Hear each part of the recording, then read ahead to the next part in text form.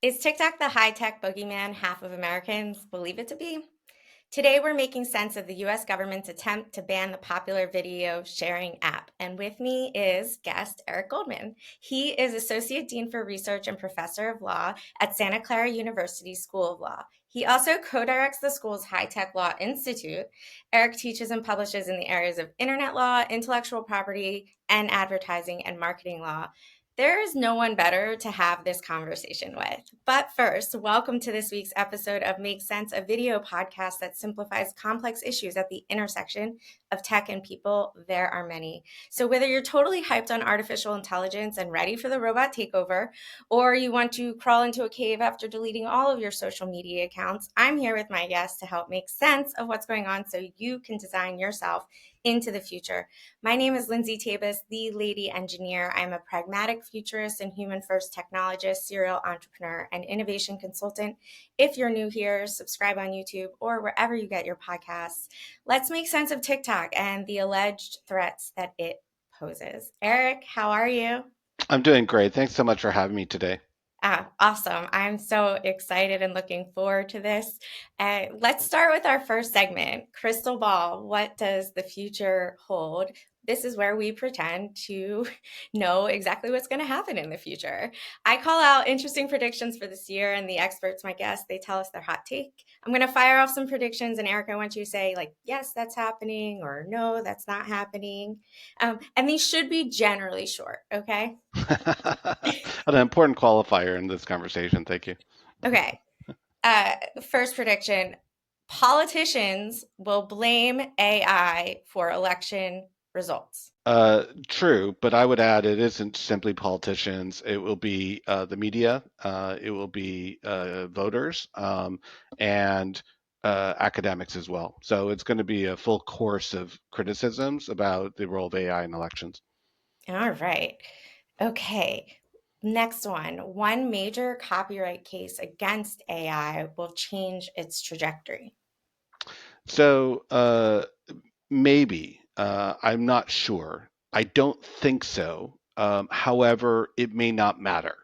And so I'm going to deal with the last question first because, and I have a whole separate topic on this that we can do another whole podcast on about why the regulatory tsunami is going to wipe out generative AI that politicians up and down the roster are passing laws that regulate, constrain, and ultimately make it difficult or impossible to run generative AI.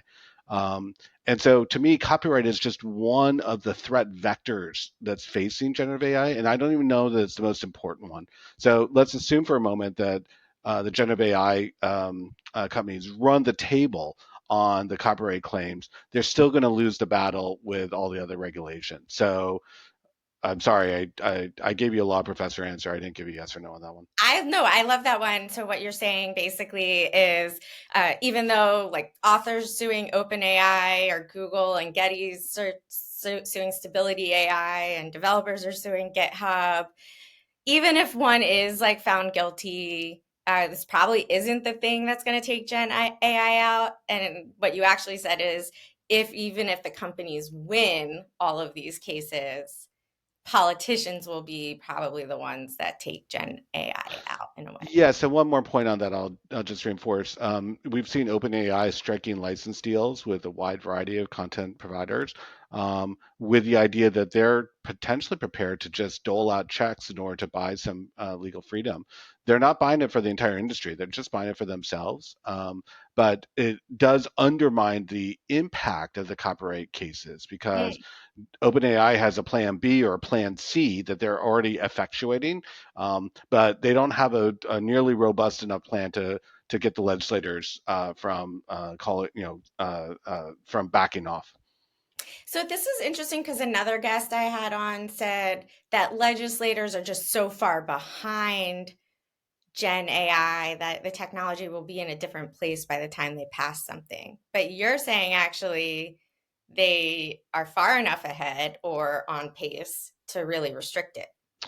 Well, we might actually be saying the same thing, which is both of us might be saying that regulators are intervening at a point when their interventions could change or reshape the arc of the development. Hmm. And some people think that's fabulous, and in fact, will be delighted if the regulatory inventions wiped out generative AI altogether and just took it off the out of the industry. Someone like me looks at that and says the regulators are intervening too early because they don't understand the technology. They cannot define what they mean by generative AI, and most importantly, they're tone deaf to the economic impact of the regulatory interventions that they're making, which in circumstances with a new developing technology has one of two likely outcomes. It either makes it so that the industry can't be profitable, Hmm. or that only a small number of players can survive the regulatory obligation, and they create monopolies or duopolies. And so I Yeah. think your other guest was saying that they're going to come in late into the process. Well, it depends on what problem you're trying to solve. I'm trying to solve the idea that we don't know what generative AI is capable of, and interventions today actually shave off that potential. Okay. All right. That's going to take us to one of the following predictions. I think I'm going to switch them up, actually. I'm going to go straight to that one and we can loop back to number three. Better AI guardrails and encryption for customer data. So companies must adopt new strategies for data collection, emphasizing encryption and transparency while navigating privacy, and that they will prioritize secure data storage and compliance to maintain consumer trust. Um, I don't know what to do with that prediction. There's a lot going on I there. love it. And I think we should look at it from several different vectors. Okay. Let's start with the most important one, the vector of what the regulators are going to require. Um, and the regulators are likely to continue to require greater privacy protections for consumers. They are also simultaneously likely to push back and do everything they can to kneecap encryption. So you put Hmm. those two topics together, and I would actually pull them apart and say that Ah, though we as consumers might favor encryption, and in fact the data collectors might favor encryption, the regulators are anti-encryption and are continuing to look for ways to undermine it. why? At the same time that regulators might be working to boost consumer privacy on the surface, they're going to continue to undermine consumer privacy at the back end. Why would they undermine encryption? What's the incentive? Or is it just them not understanding what they're doing? Well, I mean, you've taken away the big problem. They don't understand what they're doing. As you may know, the battles over encryption are decades old, and at every step along the way, the proponents of regulating encryption have always said, "Well, we're going to provide a backdoor, but in every other way, encryption should be solid." And like anyone who says that instantly disqualifies themselves as a credible expert Got on the it. topic. So the reason why encryption will always be a target for regulators is because of the perception that encryption makes it more difficult for law enforcement to Mm, advance public safety. And so, mm, at any step along the way where privacy inhibits government surveillance mm, of constituents, that's a threat to the government. mm. Anytime that privacy can enhance consumer protections against the companies, the government's like, we don't really care if that's what people want, give it to them, as long as we as the government aren't inhibited in our activity. Got it. Yep. I can already see I could probably do the rest of this year's Make Sense podcast just with you. Uh, but let's keep it moving. Okay, so we're going to dive into our second segment, Tech Talk, headline hype versus reality. So technology does advance pretty quickly, and the news is filled with a lot of speculation and buzz about future outcomes. But the reality almost always lags behind. In this segment, we discuss a headline or trend to analyze and discuss. So, Eric, federal government banned TikTok over national security and data privacy issues, amongst a bunch of other things, yet it's not actually banned just yet, right? That's correct. There's a window of time until the law becomes effective, but that window of time was in part anticipating the inevitable legal challenges that were going to come. And so, in a real sense, the legal challenges are going to dictate the schedule more than potentially the statute. Okay, so the company's been given this ultimatum like divest or ban. What are those two options? Like divest, what does that mean? And or just outright ban? What does that mean for American consumers? So, um, to me, I think the idea of saying X or we ban you is not really a choice. I don't know if that's It's a an Hobson's ultimatum, choice or right? Morton's fork or what the right terminology is here. But it's one of those things with the metaphor of there's a gun to your head, now make a choice. And at that point, there's not really a choice. And so I call this law a ban. I don't really focus on the divestiture option because to me, that's just a compelled activity of the threat of what I consider to be an unconstitutional ban.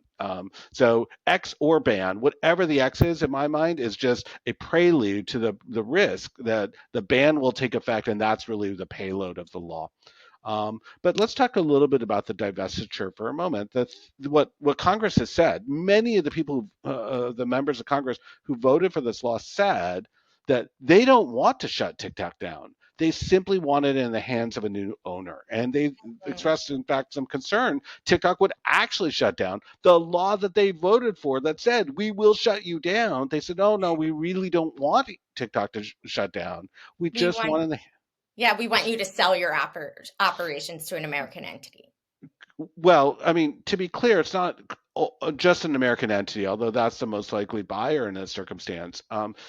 What the statute does is it says there's some bad countries out there, and if they're investors of a certain percentage who have a share in TikTok or possibly other entities that are also regulated by this law, then the ban kicks in.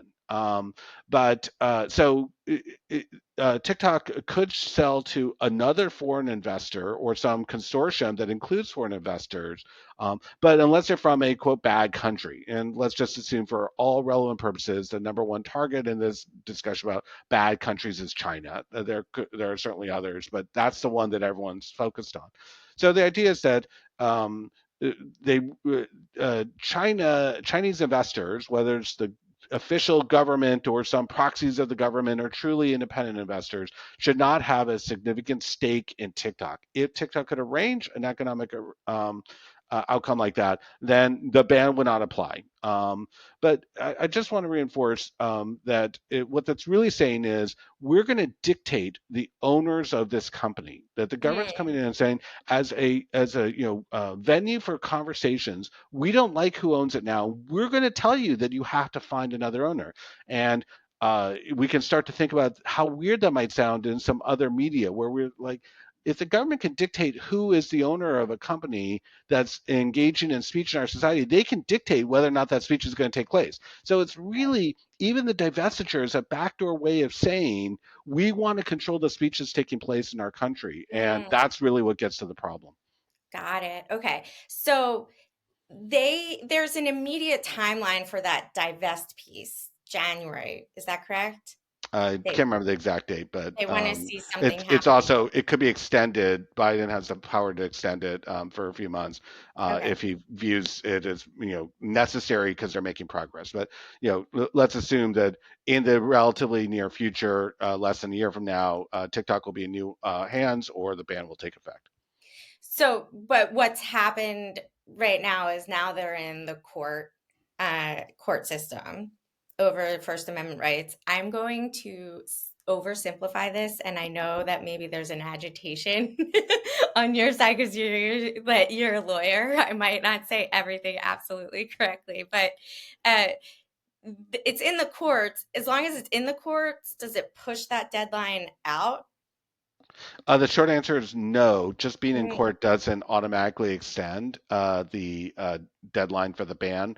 However, the court may extend that okay. deadline based on its ruling. And certainly, if TikTok is either victorious in court, or if the court believes that it has a good chance of being victorious, then TikTok is likely to get interim relief that will extend the deadline until the Mm. final resolution. All right. Okay. So, according to a bunch of different polls out there, about 50% of Americans support the ban on TikTok. Less so amongst younger people.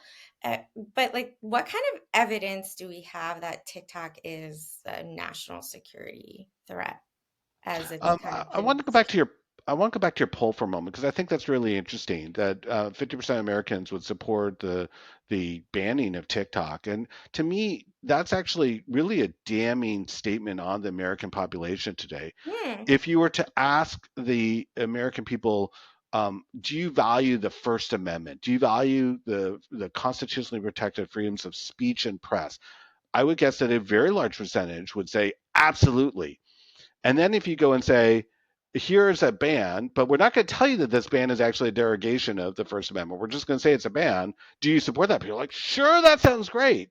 And there's this divergence between understanding the theory of the Constitution and what it really means in practice that leads to that. Now, of course, part of the reason why the public may have turned on TikTok is because every politician has been bashing it for years. And Hmm. because the media has been picking up and amplifying and relaying that and bashing TikTok for years. And TikTok has made some mistakes, and maybe TikTok has some condemnable behavior. And you add all that up, it's surprising that 100% of Americans don't favor banning TikTok.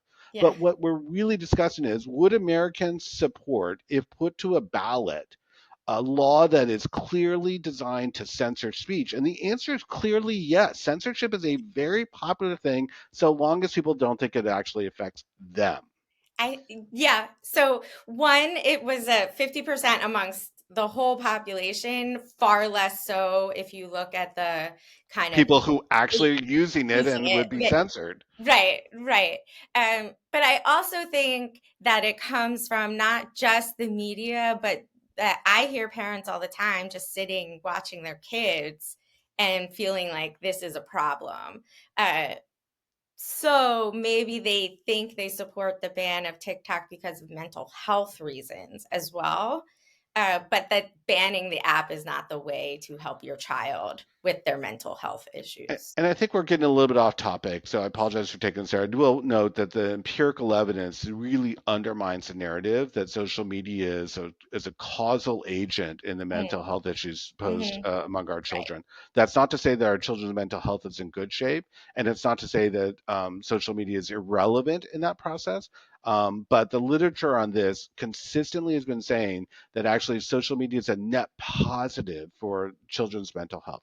But the broader point you're making, which is absolutely correct, is that in addition to the anti China sentiments that are fueling a lot of the rage towards TikTok, there's also the bigger, broader issue of the techlash that Mm-hmm. people in general have gotten wary of technology companies. They're too big, they're too powerful, they're too profitable, and they're unaccountable. And those general propositions have become a standard talking point among politicians and the media for many years. And so the accumulated effect of that conditioning has led people to say, if in doubt, I'm anti-technology. Now we were talking earlier about generative AI. That problem is even worse for generative AI. That's one of the reasons why generative AI is doomed, in my opinion, because Mm-hmm. there's no brakes or counter narrative that's going to protect generative AI from that regulatory impulse.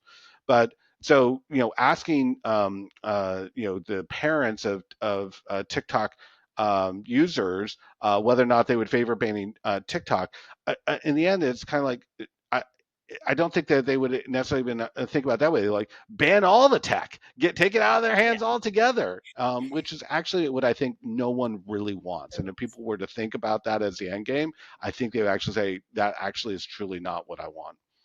Part of my career was spent as a researcher, user researcher, usability, that type of stuff. And the problem with a lot of surveys is that there are questions that are left off that could give you some clarity. For instance, to what extent do you understand, or did you know? Could just be a yes, no. Did you know that banning TikTok would have these trickle down effects on your First Amendment rights? I'd love to see what the answer is for supporting the ban, how many people say yes, and then what the answer is supporting the ban again. Because I think what I'm hearing is that uh, the trickle down effects on First Amendment rights, people don't understand that. It really just shows how vulnerable and at peril our First Amendment rights are. Hmm. Because if posed in the wrong way, but maybe even in the right way, people would vote for censorship. Hmm. And they definitely would say, as long as it doesn't affect me, I'm happy to take the words out of other people's mouths. And that's been true for millennia. That's part of the human condition. That's not a new problem. That's a very, very ancient one. And so I think that's part of, the TikTok ban is like one little microcosm of this much broader impulse, which is censorship is usually quite popular among the majority. Now, you had asked a question that I never answered, and I want to acknowledge that, and I'm happy to go back to it. You said, what's the evidence against TikTok that it's a Yes. national security threat? And we can go there or any other direction you want. So the evidence is a question I have. I'd love for you to give me your first answer, and then I have some follow-up questions. Okay, so the short answer is we don't, as a public, do not have access to all the evidence that relates to the national security risks that are allegedly posed by TikTok. And there has been some evidence that have been introduced about the interplay between the Chinese government and TikTok. That suggested that maybe the Chinese government is intimately involved in TikTok's operations, and in theory at that point would have the ability to put their thumb on the scale to decide what content's presented, or to suck up the consumer data to use it for nefarious purposes. Some of that evidence is still also in question that's been publicly presented, but the best evidence presumably is the stuff that we as the public have not been told. Now, I will point out that the TikTok ban is not a new thing. The one that we're discussing today is not the first attempt to ban TikTok. And during the Trump era, there was efforts to ban TikTok as well. And in those challenges, at least one of the judges had access to the secret information that was not available to the public at large, and still was not persuaded by it. Now, that doesn't answer the question about whether new evidence accrued or if the judge has seen all the evidence, but it simply is a possibility that what we don't know is actually a nothing burger, and it's just being a trumped up allegation in order to play on people's fears. Okay, so there are a bunch of issues that have been brought up to that have been used to support this ban, and a lot of the things it sounds like we don't have the hard evidence, it's just kind of anecdotal.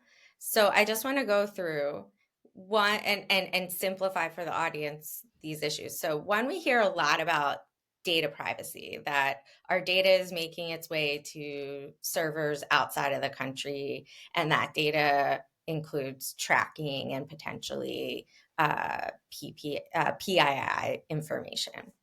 Is that correct? That's like the one accusation, That's right? an allegation, Yeah. and I'm just going to assume that's true. But Okay. and if you want, I'd like to say a little more about that because that's Sure. so critical. So as you mentioned, there's really been two primary justifications of the TikTok ban. Primary justification number one is the data privacy concern that China is getting access to American consumer information that they shouldn't have, and Right. the other is some other form of concern about the editorial control of TikTok. That it's basically Disinformation and it's a possibly, Chinese government mouthpiece is I think the short way yeah, of putting it. I think like disinformation or digital warfare of sorts. Yeah, I wouldn't use the last term, and I might not Okay. even use the former. But I Got think we're saying the same thing. That the Yeah. idea is that what you're seeing on TikTok is designed to weaponize the technology against your current government. And so let's talk about the data privacy concern. And I'm going to start with the premise that the Chinese government has as much data about U.S. consumers as it wants, Hmm. and it has that whether or not it's acquiring the information in this backdoor channel through TikTok, which is a highly indirect way of doing it when there's a lot more direct ways to do it.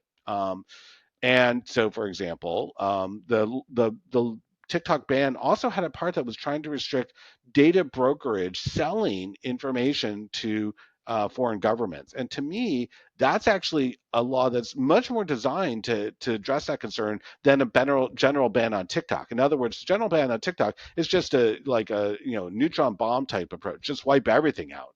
If the real concern is about the movement of data from the U.S. consumers to the Chinese government, then a data broker law helps, but it's still incomplete. There's Hmm. still many other ways in which any government can acquire data about consumers. Now, here's the real problem that we have if we're going to take that position as a country, that we do not want the U.S. consumers' data in the hands of the Chinese government.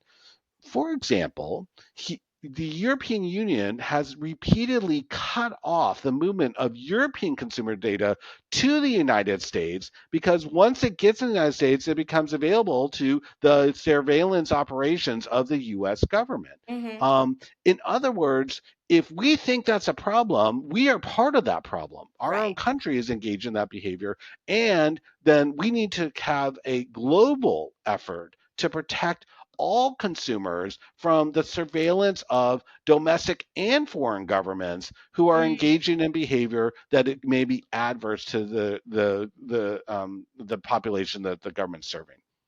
So to me, I think that it's so awkward for the U.S. to be taking the position that Chinese government might be siphoning data when we literally know the U.S. government is siphoning data and has been penalized for that very behavior. Okay, so pot calling the kettle black here.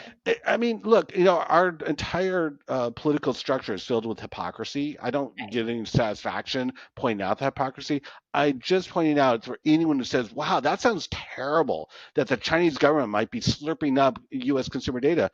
I agree with you, but if you're concerned about that, the call is coming from inside the house. Mm-hmm. Mm-hmm.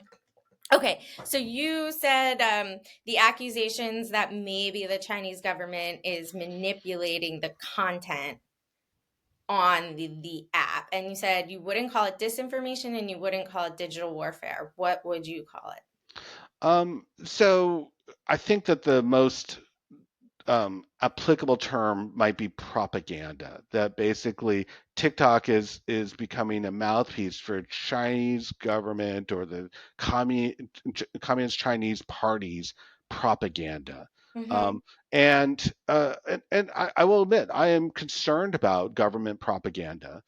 And yet, you already know where I'm going with this one. Guess who else repeatedly manipulates social media in order to advance their propaganda agenda?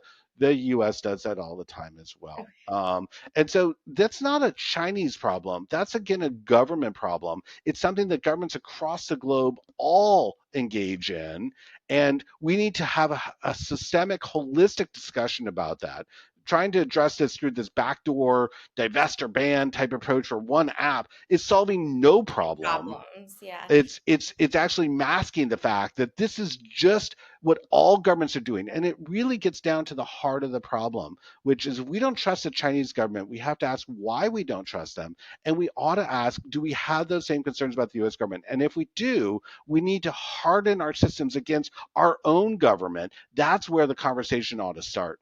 Yeah, it's funny because two previous episodes talk about when systemic change seems so large, how can you take care of the homestead? And that change really begins with you. I had the founder of the Conscious Entrepreneur Summit on and talk about the conscious you, then the conscious team, then the conscious company. And it sounds like a version of what you're saying is like we're trying to go out and look externally at problems, we as the United States, when we have our own issues to kind of Uh, realize ourselves. Yeah, as the axiom goes, every accusation is an admission. Right. So everything you're hearing accused against Chinese government is an admission that we're probably doing that too.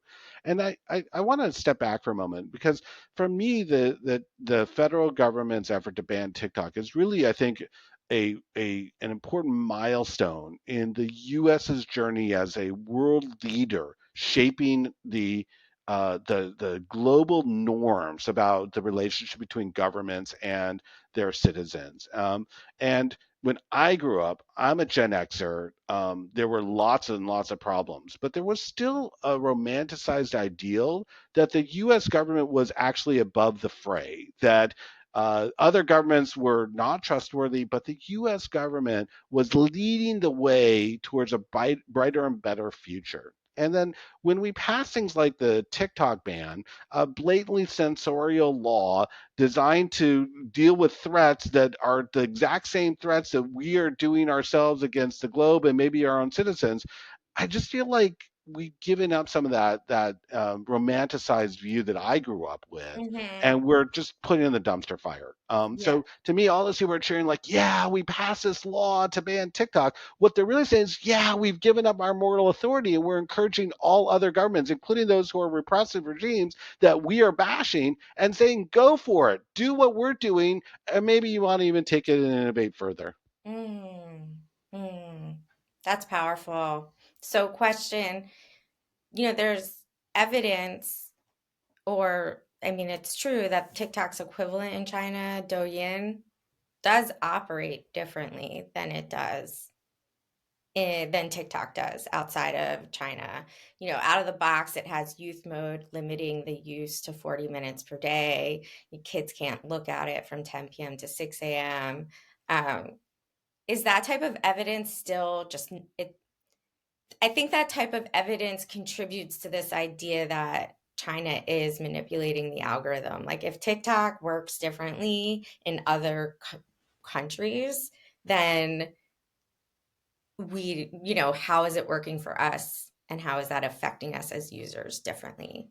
Does I guess there's an underlying premise there, which is that the other regulations are the right ones and that TikTok's the wrong one. And I Mhm. might flip that around and say that the starting premise ought to be that, you know, technology is neither good nor bad, and that we need to then help educate users and give them nudges towards the good uses and try to look for ways to ameliorate the bad or to ameliorate the effects of the bad. Mhm. Um, and so, whenever we, if you look globally across all countries, like all the countries are dictating how people can talk to each other online. That's just become the standard. So things like setting time limits or whatever, like there might be people who benefit from that, and there's surely communities who don't, and there's a whole bunch of other people who are getting around it. And so, like, what is that really doing? Who are the winners and losers and something like that? I don't know. And Mhm. I would question whether or not that's actually the better model that we ought to be addressing. And here in the United States, the starting premise has been for a very long time that if some publisher of software is coming up with solutions that they think address the marketplace, we're going to start with the premise they get to do that. And Mhm. so the idea that China or many other governments across the globe are intervening on that software publisher's freedom is actually, to me, a cautionary tale more Mm. than damning evidence. Okay. All right. You're changing my mind right now, so I'm happy about that.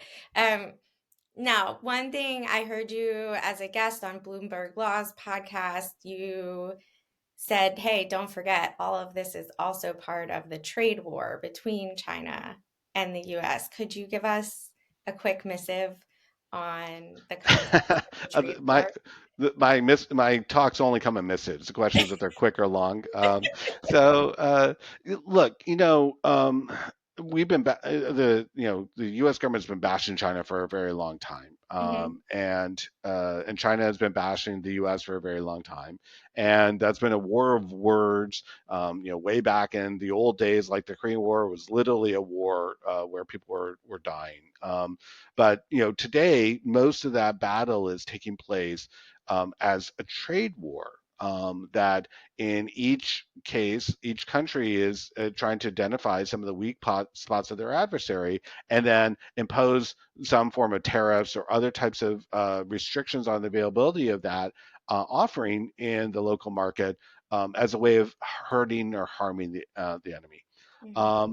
And so, as we know, China has a very long history of banning or restricting the availability of U.S. goods in the market, anywhere from the times that they banned as internet services to the times that they banned movies that came from Hollywood.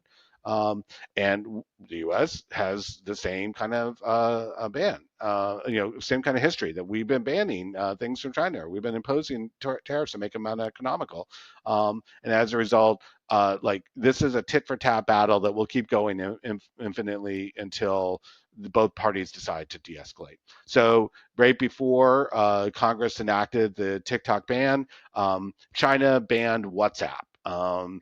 And like, I don't think that was an accident. Certainly, there are other reasons why Chinese government might have banned WhatsApp, but it was, I think, just another salvo in the trade war. Hey, Hmm. WhatsApp is owned by the U.S. U.S. company. Let's ban it. Then they're going to ban something that's owned by a Chinese company, and like we're just going to keep going. And the lesson, I'm sure your readers or your listeners already know this. I'm just going to be the person to remind them. No one wins trade wars. Trade Mm. wars only cause losers. The question is how many different losers there are, but it only causes losers. And so, if that's what's really going on here, is we're just sticking it to China, they're going to stick it right back to us, and we're back into the tit for tat. Mm, mm. Yeah, I, have not talked about trade wars on Make Sense yet. So I don't know that everyone knows that there are never any winners in trade wars. And I thank you for pointing that out. So some of the things I've learned over the past 40 minutes are changing some of the ways that I've been explaining and making sense of what's going on with TikTok. I kind of want to give them to you and uh, see what you think. If I'm totally wrong, or if you would adjust the metaphor simplification. First, now we talked about manipulation of content. There is a thing that naturally happens on all social media, which is the spreading of misinformation, right? And is that different to you than the accusation of or alleging like the pushing out of Chinese propaganda? That's different than just lies being repeated until everyone believes them they're true. Um, so the questions about the source and amplification of misinformation is a pretty big one. There's a lot to talk about under that category. Um, but I don't know if you've ever referenced the discussion that came out of a book by a team led by Yochai Benkler, the network propaganda book that he did several years ago. Did you ever talk about that on your show? Mm-mm, have Let me not just say yet. a few words about it. It's really interesting. It tried to figure out what went wrong, at least for those who disagreed with the outcome, in the 2016 presidential election. And the book is, there was a pretty broad narrative following the 2016 election that the election was stolen because of misinformation that was online. That the Russian bad actors injected misinformation. And the politicians injected misinformation, and that social media amplified them in a way that caused a change in the outcome of the election. And the book really does a brilliant job of trying to reverse engineer what happened. And their arguments are that the source of the misinformation in the society really was Fox News. And we can talk about others in the right wing media ecosystem, but honestly, Fox News was the big lever. And Fox News was producing misinformation that then would be injected into the online sphere and then discussed further. But here was the key: if you took away all the online activity that was taking place after misinformation had been disseminated by Fox News, that wasn't the lever. The lever was that people's minds were being educated and informed by Fox News, being misinformed by their misinformation, and that's what was really moving the needle. Mm, And I think it's really a powerful question for us, because what we've done is we've created this feedback loop where politicians are always looking for ways to get their name in the headlines, always looking for ways to slam dunk on somebody for a viral moment, and and they're willing to engage in misinformation. Our politicians, the people we're mm, paying on our tax dollars, are right. willing to engage in misinformation that then gets amplified on Fox News, where they get rewarded for having engaged in that by getting the payoffs that they were seeking. And so, it's become this loop that no matter what happens online, if we can't fix it at the upstream level, I don't think it's going to matter. And so, this is a long-winded digression from your question about, well, what about Chinese misinformation? But you can see, like, my mind is in a completely different place. If Fox News is the poison that's being injected into our ecosystem, China is getting the windfall, but they're not the problem. They're just the Interesting. beneficiary. So that goes back again to like taking care of the homestead. The call is coming from inside the Yeah. house. Yeah. So, because I wanted to ask you if the TikTok ban was kind of an extension of that storyline from the mid 2010s with Facebook and Twitter's ad platforms and algorithms being used to spread lies.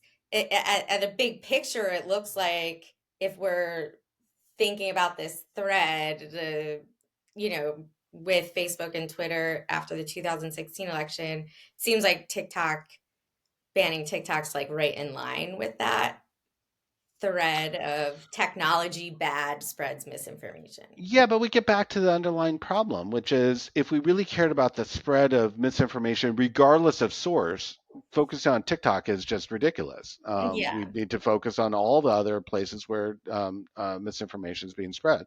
Um, and and I'm sorry, I just have to point this out that though I will condemn the purveyors of misinformation, many types of misinformation are nevertheless protected under the First Amendment, and I will defend that. And Mm-hmm. so we can't fix, quote, the Fox News problem because the First Amendment makes it impossible to do so. And Mm-hmm. so we have a really systemic problem in our society where there's profits and power that will always be allocated by First Amendment protected misinformation. I will also add, and this is definitely going to shock some of your listeners, that the First Amendment protection from misinformation includes misinformation sourced from foreign powers. So it's not like there's some kind of differential treatment. Well, we can lie to each other, but others can't lie to us. Actually, the lies are permitted across the board. Okay.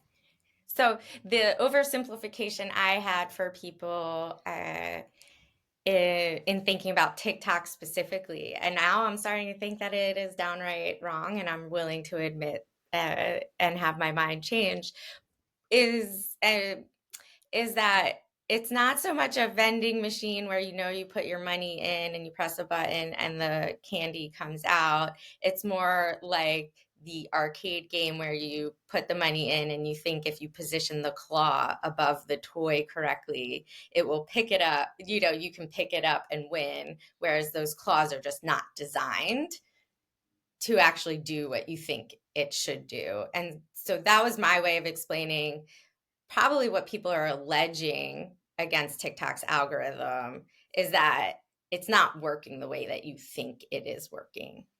I love your metaphor. It's a fabulous metaphor because it actually is exactly what's going on. That in that arcade game where you're positioning the claw over the stuffed animal that you're hoping to grab, you have this illusion of free will and control. And you will believe that the claw is going to work the way that gravity and mechanics should dictate. But the system has been rigged. The claw is designed not to work the way that gravity and mechanics dictate, and to ensure that you're likely to lose.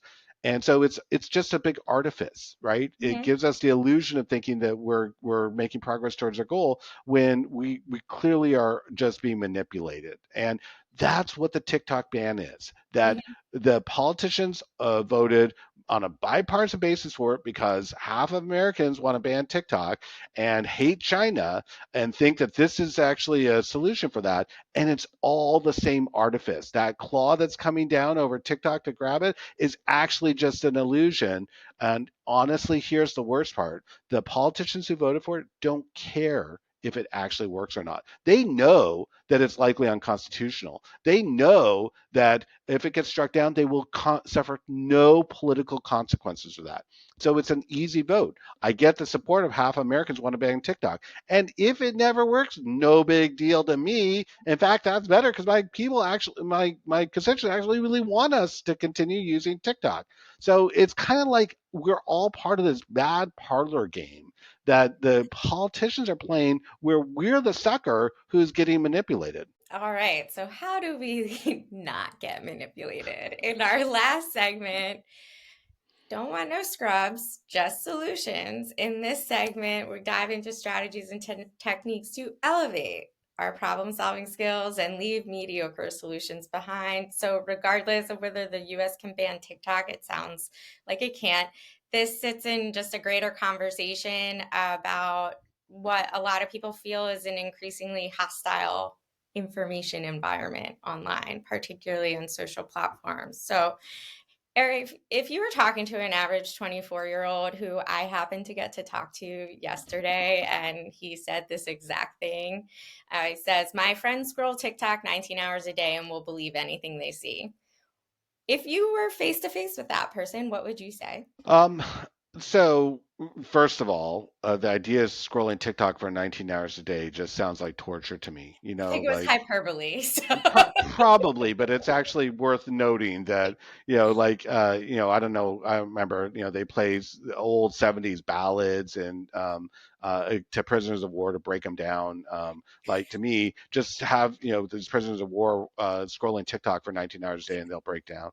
Um, so, but the bigger issue is that we generally believe what we see, and that's actually the wrong default. That as consumers of information, we need to question what we see, and that includes now from all sources. Again, growing up, the idea was that you should question all sources, but most likely, if it comes from the government, it was intended to be true. And we can't even assume that anymore. Like, there's no uh, source of truth that we can just assume is working in our best interest as information consumers. And we have to fix that problem of helping people discern between what's credible and reliable and what isn't. And that's an education issue at its core. Like in the end, we have to teach our children to question the source of information, just like we did back in the old days when I was given the choice between using an encyclopedia or going and trying to find some kind of crap public magazine to cite for my book report. We need to teach our children how to understand about that. And here's the worst part: is that we're actually weaponizing our children's education as part of the broader culture wars to make it so they aren't learning which information is credible and which isn't. And so, Can you like, say that again? I want to make sure I got that. How are we weaponizing the education system? well, so if you look at some of the education laws that are being passed, for example, there are certain things that can be discussed and can no longer be discussed. Got The it. government's putting its thumb on the scale, saying this is a topic that there's an orthodoxy. You must discuss it this way, or Mm-hmm. you cannot discuss it this way. Yeah. And every time you see those kinds of orthodoxies, what they're really saying is you're no longer allowed to think independently. You're no longer allowed to question the orthodoxy. You're going to be taught that way, and it's a form of government propaganda. Like, you grow up believing that Pluto was a planet. The government told us from the day I was born that Pluto was a planet, and I cannot process that Pluto is not a planet. I'm not able to assimilate that information. That's what happens every time you see the government putting its thumb on the scale Got it. of the orthodoxy of particular topics that are being taught to our children. So whether or not you're concerned about this misinformation, the AI issue is also looming large here because since there's going to be so much synthetic content that's being created, we have to teach users how to process that because they cannot believe what they read, they cannot believe what they see, they cannot believe what they hear, and they need a methodology for navigating that. Now, last thing I want to say about this before I take my break from talking is that you talked about this 24-year-old who said that my peers are watching TikTok and they believe everything.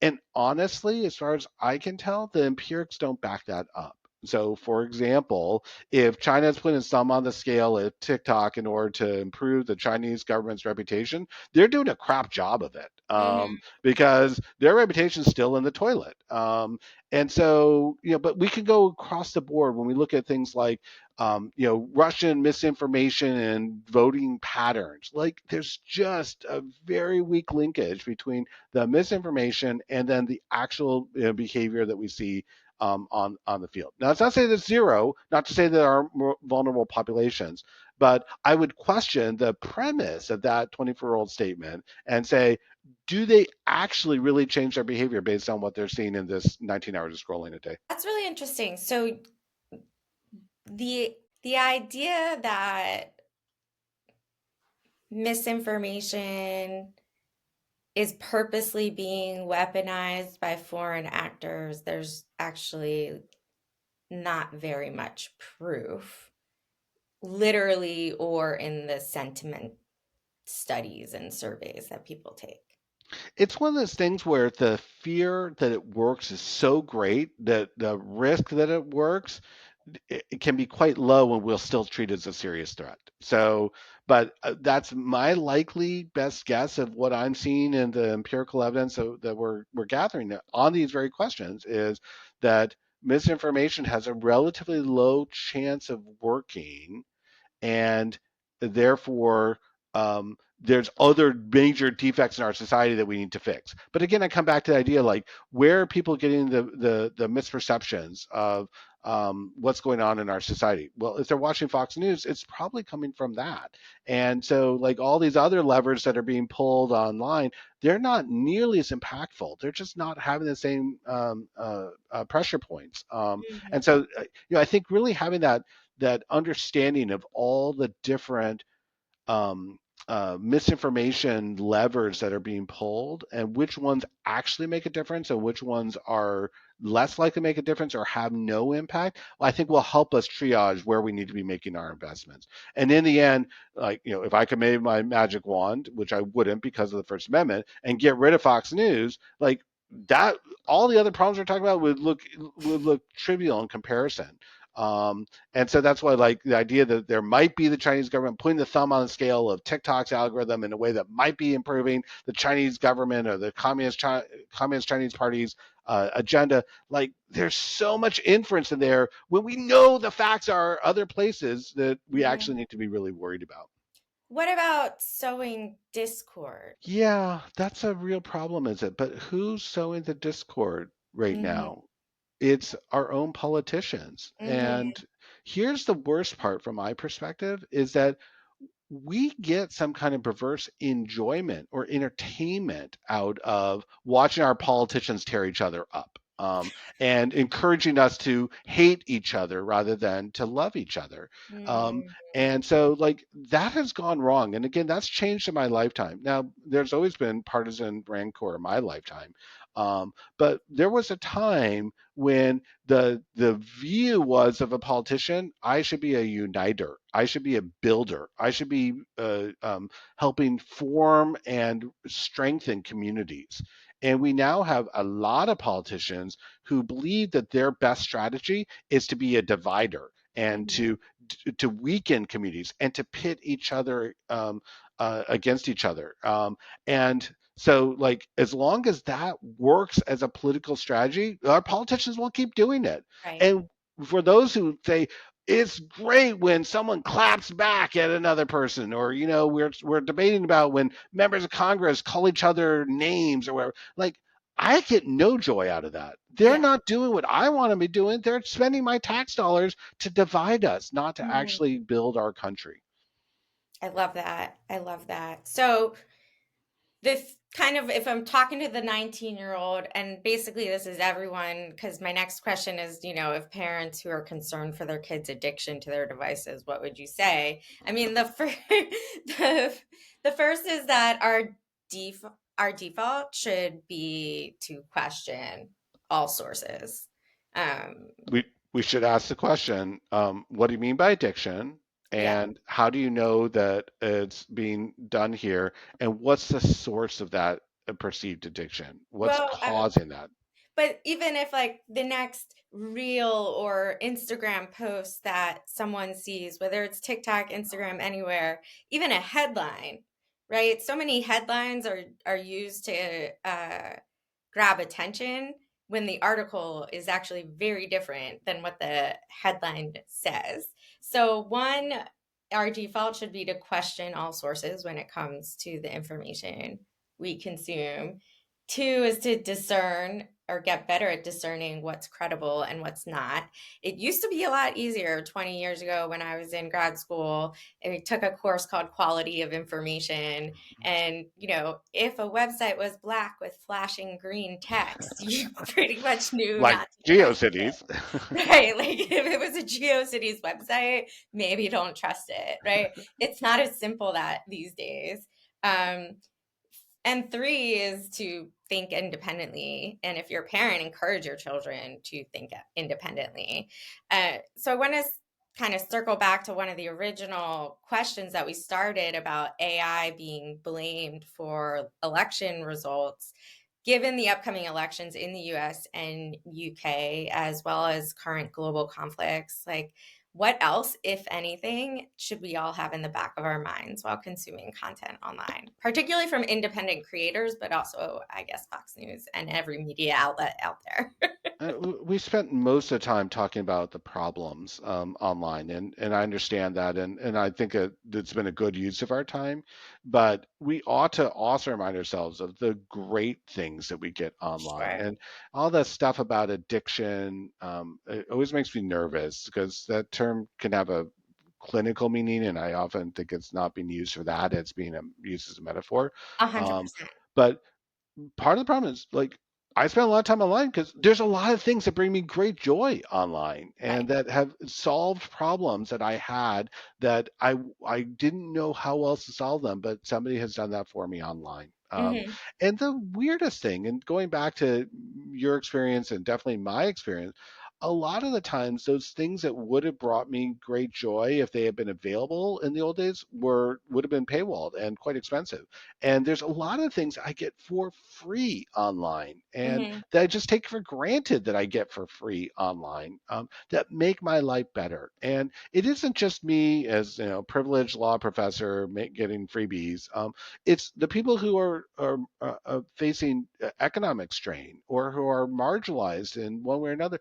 There's a bunch of things taking place online for them that never was taking place or that was never cost effective, that they could have afforded taking advantage of it. And so, like, that's the thing we ought to start with, which is there's some really great things that are happening online. And how are we going to make sure that we continue to preserve those benefits while still paying attention to the fact that there's some problems that we need to Yeah. fix? But Hmm. if we don't spend any time thinking about the good stuff, then it just looks like, of course, we should ban TikTok because that solves this micro problem that we think might exist, but we have no proof of, or that we're willing to share to Hot the public. treatment. Yeah. We should be saying, what are all the great things taking place on TikTok? And what are the things that are risk if we intervene and take it away from them? Right. Right. I appreciate that. A ton of content creators, friends of mine. To be honest, and I'll disclose back in 2020, I was paid by TikTok. They had a creative learning fund and they gave creators $1,400 stipend to create 40 educational videos on TikTok. And I was part of that program in the fall of 2020. I decided it wasn't really worth my time or my attention after that. But it's true. I met friends that do make money, do build their audience and community on TikTok, and there's lots of good things about it I'm too. sorry, just to make sure, I want to cite you. You said that you created these videos at TikTok's encouragement. Um, it wasn't about what it did for you. It was what it did for your viewers, right? Mhm. You shared a bunch of expertise with them that you can't even calculate how much that benefited them. And 100%. so, like, that's what's at stake. That's why I get so worked up when people are treating TikTok as some kind of political football and like, Mhm. let's just kick it over kick it over kick a field goal with it and we'll call it a win. Like, no, we're talking about individual humans who are getting substantial value from their experiences on TikTok. Not all of them are getting it. Some of the things I wish would never existed. But there's enough good there that we ought to be fighting to save it. And that's why, again, when I hear the politicians say, I don't really want them to shut down, yeah, I voted for a ban, but let's just hope they sell to a different owner. What I hear them saying is, I don't really care if I take away all those benefits from my constituents. That's just the price of playing political football. Hmm.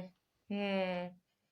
Okay, I liked the part where we are going to end on a positive note about how awesome things are. I'm sorry, we talked before we got started about my shtick, and one of my shticks is that you rarely end on a positive note. But you brought it. You insisted we talk about the positive aspects of the internet and TikTok, and I corroborated and continued that, and then you brought us right now Look, on I'm that sorry. note. I'm sorry. You talked about your experience on TikTok. I want to talk about this podcast. I hope your listeners and viewers are getting some value from that. And we should note that a bunch of things went right in the legal system and the technological development that enabled this interaction to take place. In fact, we would never be having this conversation but for the fact that we can do it mediated by technology. Yeah. And so like this podcast is one little microscopic piece of the broader phenomenon we're talking about. That things like this are also taking place on TikTok, and other people, maybe not you as the listener, but other people are getting that value from that. Let's fight for that. Mm-hmm. I love that. So let's make it make sense. If we really care about the spread of misinformation, fixing it with a TikTok ban is not it. Amen. Thank you for listening to Make Sense with me, your host, Lindsay Tavis, and my guest, Eric Goldman. We hope you enjoyed our discussion and takes on TikTok ban and social media and misinformation. Eric, where can people find you online? So I have a blog where I do a lot of the same shtick, but in You're text form. prolific. Yeah. Blog.ericgoldman.org. And the best place to find me at this point, it used to be Twitter, but obviously that's not a place for me anymore. So I find me on Mastodon or Blue Sky, and it's a little harder to say the URL. So just look for Eric Goldman on Mastodon or Blue Sky and follow me there and get more hot takes just like this. Okay, awesome. As always, you can check out all the links and resources in the show notes. And final note, if you want to continue to be the smartest person in the room, duh, make sure you're getting notified when each episode hits. On YouTube, hit subscribe. And for audio only, follow wherever you get your podcast. Thank you, Eric, for joining me. Oh, thanks so much for having this conversation. It's been a real pleasure.